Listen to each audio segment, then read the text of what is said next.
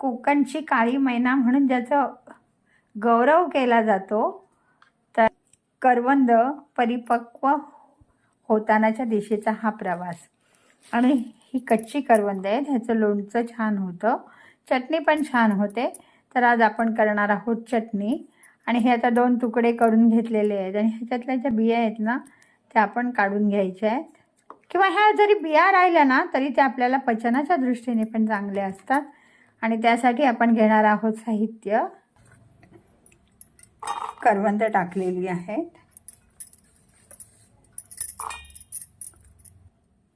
लसूण पाकळ्या, आलं, चटणी म्हटली की कढीपत्ता आलाच, आणि हिरव्या मिरच्या, कोथिंबीर, आणि सगळ्यात शेवटी खोबरं. सगळं घातलेलं आहे. याच्यात आता आपण पाणी, मीठ,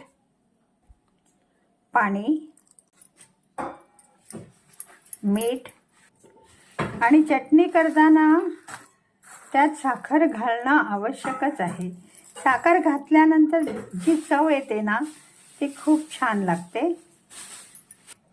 आणखी एक सांगू का तुम्हाला, या चटणीत ना थोडेसे धणे घातले आणि परत एकदा मिक्सरमधनं फिरवून घेतलं ना की त्याची खूप छान चव येते. हे ते थोडेसे आपल्या दाताखाली मिळायला हवेत, म्हणून आपण ही चटणी लावून झाल्यानंतर वरनं हे टाकत आहोत. आणि आता थोडंसं फिरवून घेऊया. आणि अशा प्रकारे ही आपली चटणी तयार झालेली आहे. हा चटणी भात पण खूप छान लागतो, चवीला पण छान लागतो, वरण भात, भाजी, चटणी. कारण काय ठाऊक आहे का की करवंद आहेत ना ती फक्त आपल्याला सीझनलाच मिळतात आणि प्रत्येक फळ हे त्या त्या सीझनला खाणं आवश्यक असतं. म्हणून हे असे आपण वेगवेगळे प्रकार आपल्या शरीराला पुरवले पाहिजेत आणि निरोगी राहिलं पाहिजे. एकदा आपण अशा प्रकारची चटणी खाल ना, रानात जाऊन करवंद शोधून आणून करून खाल, आवडेल तुम्हाला. एकदा केल्यावर परत परत करावीशी वाटणारी ही चटणी. धन्यवाद.